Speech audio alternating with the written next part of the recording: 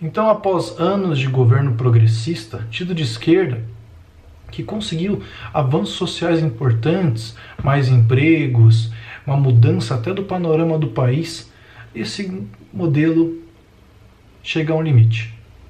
Há um aumento dos gastos públicos, denúncias de corrupção que não param mais. As pessoas, primeiro por conta da classe média, vão às ruas de verde e amarelo, marchando em favor da decência, da moralidade. Isso acaba, inclusive, arrastando a opinião pública, os meios de comunicação mais importantes. E durante as eleições presidenciais, a população decide optar por aquilo que é contra tudo isso daí, o novo. Alguém que não é nem da direita, nem da esquerda tradicional. Alguém que realmente é o outsider.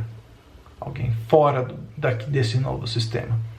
E o candidato, então, assume a presidência da República, ganha a eleição, e quando chega lá diz: eu não aceito tomar lá da cá, eu não aceito conversar com o Congresso tal como a pessoa conversava, inclusive em alguns momentos se mostra bastante arrogante, como se Deus até tivesse dado uma missão a mais para se colocar aqui, ali naquele lugar.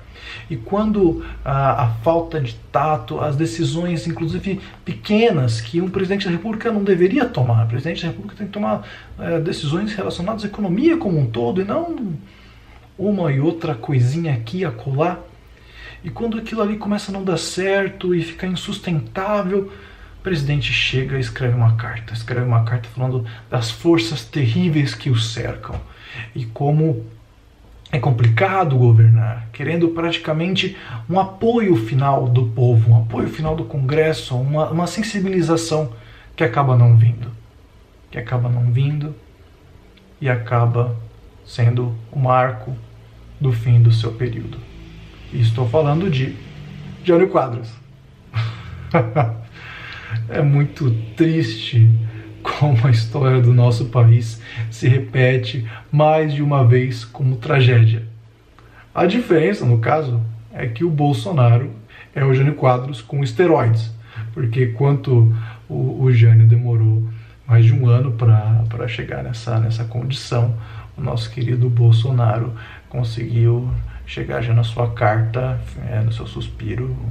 Não diga um sinal, porque não dá para saber o futuro, mas já está chegando nos seus finalmente, por assim dizer, nos primeiros 6 meses de governo, o que é impressionante.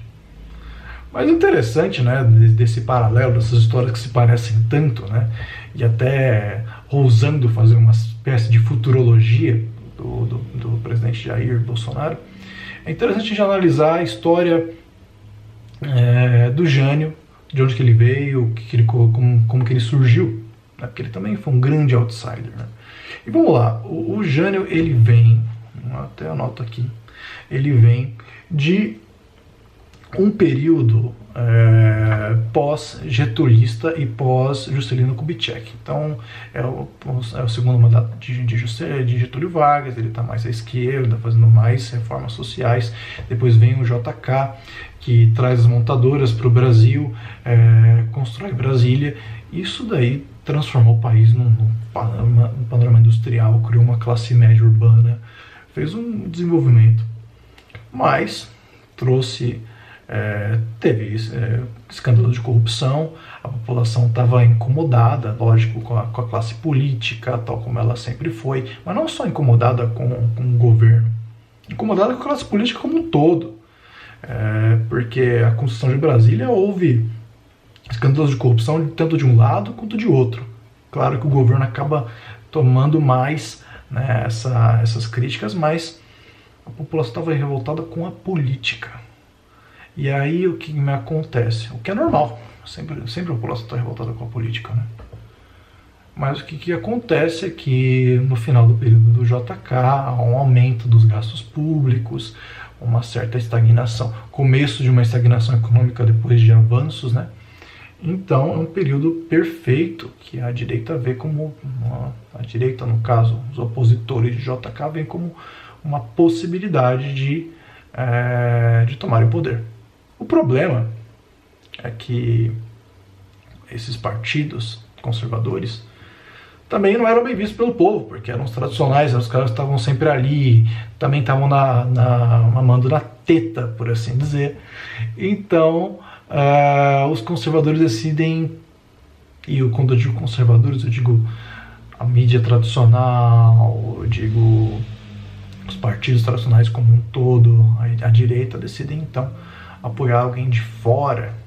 E aí tem um camarada, esse Jânio Quadros, que era um ex-professor de geografia, que foi vereador, prefeito e governador do estado de São Paulo, numa carreira meteórica. E a carreira política dele basicamente era o seguinte: ele ia para os comícios com uma vassoura na mão, falava que ia limpar a corrupção, era o símbolo dele, era a sua caneta Bic, a sua vassoura. E para falar que ele era do povo, antes inclusive de ficar como moda usar camisa de time, no caso a camisa do Palmeiras com um terno, para falar que você é humilde, ele usava um terno mesmo e colocava talco. E o talco era para dizer que ele tinha caspa. Então as pessoas falavam: nossa, olha como esse cara é humilde, ele deixa até a caspa no paletó. Então ele já era muito mais dessa linha de sou humildão, antes disso pegar a moda, né, e colocar uma prancha de surf como microfones para dar entrevista fosse uma grande novidade. Inclusive, né, ele fazia coisas ao seu tempo, né, durante os comícios. Estava com bastante sol, ele fingia desmaio, a população vinha, jogava água, ele acordava, era um show. Então o cara se fingia realmente como uma figura humilde, pitoresca, contra tudo aquilo ali, e usava a vassoura, que era um símbolo de humildade, para limpar a corrupção desse país. E assim foi eleito. Ou melhor, né? Assim ele fez sua carreira política. E aí as forças ditas conservadoras da época, que não tinham ninguém com respaldo, decidiram apoiar com tudo, né, na figura do partido UDN, que era uma espécie de junção de todos os partidos conservadores da época, o apoiaram e ele se tornou presidente da República. Só que quando ele virou presidente, tal como o nosso Jair, ele decide tomar um caminho próprio. Primeira coisa, Congresso, meu amigo, eu não preciso conversar com o Congresso, não gostava. Mandava bilhetinho, ele pro presidente da Câmara, ele governava via MPs, fazia os atos primários dele eram atos que eram completamente incompatíveis, enquanto o nosso Bolsonaro ficava insistindo na questão da arma e na questão de liberar abacate para a Argentina. O nosso Jânio, né, nos idos dos anos 60, fazia o quê? Fazia proibições de corridas de cavalo aos finais de semana, proibiu o biquíni, proibiu rinha de galo. Então, essas coisas. E no ponto de vista internacional, ele fazia exatamente o contrário, tal como o Bolsonaro, daquilo que os conservadores que o apoiaram no primeiro momento. Então é o seguinte, gente, o Bolsonaro é extremamente criticado hoje porque ele só quer saber dos Estados Unidos. Porque hoje o Brasil ele exporta para diversos países do mundo, e em especial para a China, que é o nosso maior parceiro comercial. Então o fato de a gente não só exportar e exportar para os Estados Unidos faz com que nossa matriz econômica, né, em especial até o agrobusiness e outros setores, queiram que o Brasil tenha boas relações com vários países para poder fazer vendas de seus produtos, né? E não só com os Estados Unidos, porque se você só fechar com eles, a China deixa de comprar, isso é um perigo, ou os árabes deixam de comprar nossa carne e assim por diante. Mas o Bolsonaro insiste, os Estados Unidos, ponto. O Jânio era exatamente o contrário. À época, o Brasil já tinha praticamente negócio com os Estados Unidos, e ele decide: não, eu vou conversar com todo mundo, porque isso vai diversificar a economia. Isso gera um mal-estar danado, porque o Jânio, enquanto o Bolsonaro conversa com Steve Bannon, que é um cara da ultradireita americana, praticamente banido do governo Trump, o Jânio Quadros chamava o Che Guevara e dava para ele a mais alta ordem, a mais alta condecoração por um estrangeiro, para abrir relações diplomáticas com Cuba e poder fazer vendas de produtos para aquele país, assim como também fazendo saudações à China comunista, à União Soviética, para diversificar a economia. Então isso dava um mal-estar imenso, né, para os grupos econômicos que apoiavam tanto o Jânio Quadros e hoje, atualmente, que apoiam o Bolsonaro. Né? Indo além, né, à medida que isso foi avançando, começou a ficar insustentável, esses tomam lá da casa, docos que ambos cometem, e chega num determinado ponto que o Jânio Quadros pensa assim: eu preciso ficar mais forte, preciso que minhas medidas provisórias passem, eu preciso me livrar do Congresso. Para me livrar do Congresso, então, eu tenho um vice, que na época a eleição de vice era separada, e o vice do Jânio era um cara de esquerda, era o Jean Goulart, que era um getulista. Fala, a sociedade não vai querer um esquerdista nem pintado de ouro.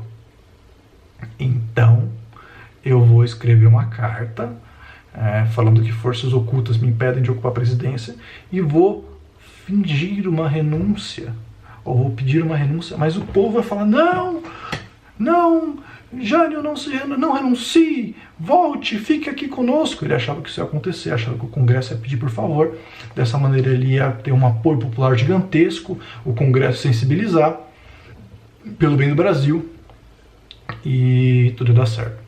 Bom, no final das contas, uma vez que ele apresentou essa carta e tudo isso, foi uma calamidade, foi encarado até como uma certa piada pela população. O Congresso aceitou a renúncia e a gente entrou num período extremamente conturbado da história, porque de fato o Jean Goulart era um cara de esquerda e isso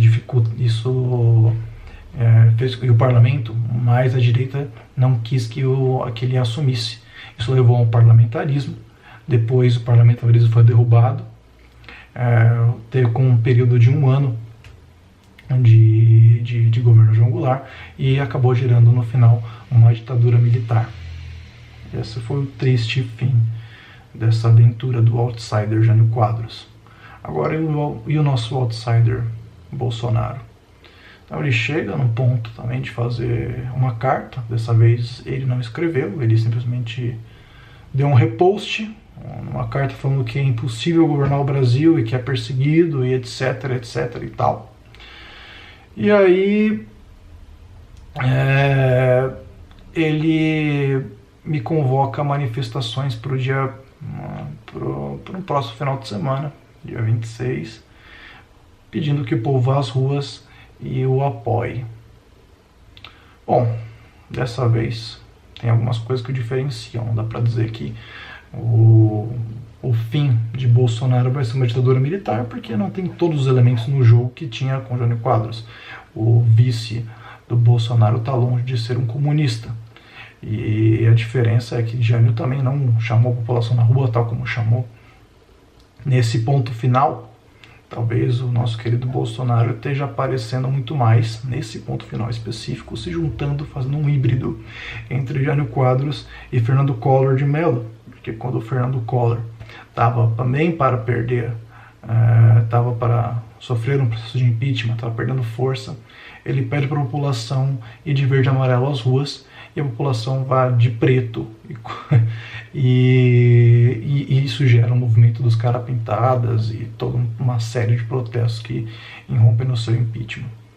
Então Bolsonaro, em poucas palavras, está fazendo um all-in, jogando todas as fichas, querendo ver, né, se ele ainda tem força para continuar o seu mandato, né, mostrar se ele pode, como ele pode, enfim. Para a gente fazer uma análise de como é que vai ser o desfecho, talvez o triste desfecho disso, a gente tem que a gente pode analisar na história os dois paralelos, tanto do Collor quanto do Jânio. O que aconteceu com o Collor? Ele tinha um vice. E seu vice, Itamar Franco, que era do mesmo partido, começou a se afastar e começou a criar um novo governo. Curioso, será que o general Mourão está fazendo isso? Se afastando cada vez mais, ficando quieto, dando declarações. Será que o general Mourão não observa uma possibilidade de assumir? Ou que isso vai dar um certo problema? Será que as forças ditas ocultas, será que não está tendo conspiração? Com certeza está. E o grande medo da queda de Bolsonaro, tal como foi da de Jânio Quadros, é uma desestabilização do país, uma desestabilização que leve a um período de autoritarismo muito maior, a um período de ditadura, a um período de queda da democracia.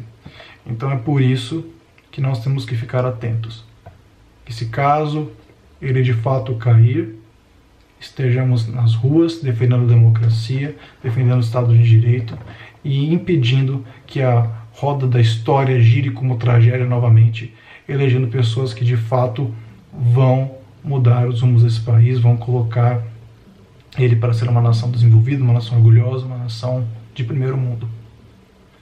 É isso, espero que vocês tenham gostado da minha análise, pessoal. Um grande abraço.